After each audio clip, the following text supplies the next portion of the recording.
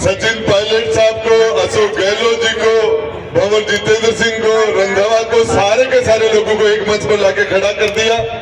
मैंने मेरे 20-25 साल के राजनीतिक जीवन में कभी किसी प्रभारी मंत्री को गांव-गांव में धूल फांकते हुए मैंने नहीं देखा। रंधावा गांव-गांव में धूल फांक रहा है।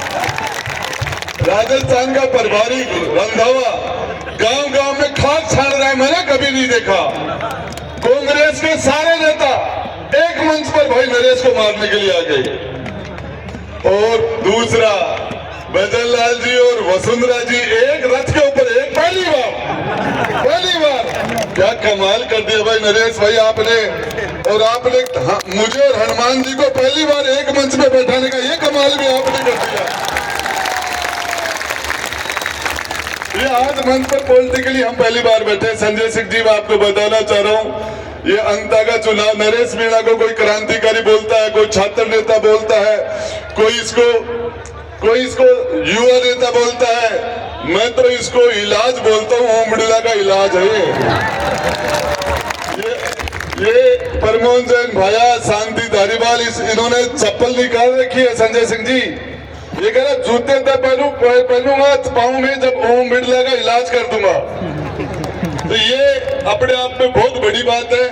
मैं आप सब लोगों को बता रहा हूँ, 2028 का जो चुनाव, मैंने एक बार टोंक में जेल में मिलने के लिए गया था मैं भाई नरेश से, और मैंने वहां जब पुलिस वाले मुझे मिलने नहीं दे रहे थे तो मैंने कहा था, अरे पुलिस वालों, ये नरेश एक दिन टिकट बांटेगा एमएलए का, एमपी का टिकट बांटेगा। मैंने कहा था, मैं आज फिर कह रहा हूं, मुझे हंसी आ रही थी। नरेश भाई कांग्रेस से टिकट मांग रहे थे, अरे तुम देने वाले बनोगे टिकट।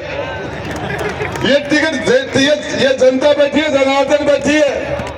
इस नरेश भाई को जिस तरीके से कुरुक्षेत्र के अंदर अभिमन्यु को सारे महात्मा ने चारों तरफ से घेर के मारा, उस तरह के कांग्रेस और बीजेपी के सारे नेताओं ने मिलकर जो यातनाएं दी, पिछले 2 साल में तीसरा चुनाव है, जिस तरह की यातनाएं दी, इसके शरीर के ऊपर 1 इंच जगह ऐसी नहीं छोड़ी जहां से कोई कोड़े नहीं मारे हो, मार नहीं की हो। 1 साल से ज्यादा तो इसने जेल के अंदर अनशन में, पदयात्राओं में निकाल दिया। इस परिवार के लोगों के लिए, साथियों को हाथ तोड़ दिए, पैर तोड़ दिए। ये उनियारा से चुनाव जीत गया था, जीता हुआ चुनाव हराया था। आज मैं फिर बताना चाह रहा हूं, ये अंता के लोगों को, अंता विधानसभा के लोगों को ये सौभाग्य है, नरेश मीणा विधानसभा के अंदर एक दिन सरकार को चैन की नींद नहीं सोने देगा, चैन से बैठने नहीं देगा, एक दिन भी। और सच्चाई ये कह रहा हूं, इसके स्वभाव में लड़ना है, इसका काम ही लड़ना है। चाहे विधानसभा में लड़ा हो, चाहे पार्लियामेंट में, चाहे सड़क में, जब तक जिंदा रहेगा लड़ता रहेगा ये।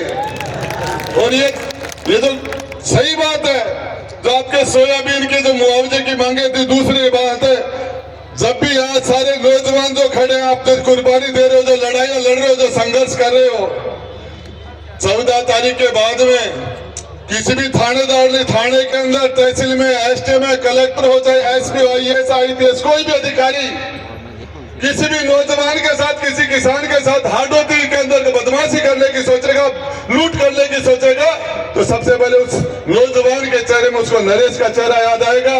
और फोन लगा के, फोन का बटन दबा के कह देना कि नरेश से बात करेगा, सीधा सुधर रहा है, 1 मिनट में इलाज हो जाएगा। सामने खड़ा हुआ कलेक्टर पटवारी बन जाएगा, आपके सामने खड़ा हुआ एसपी सिपाही बन जाएगा।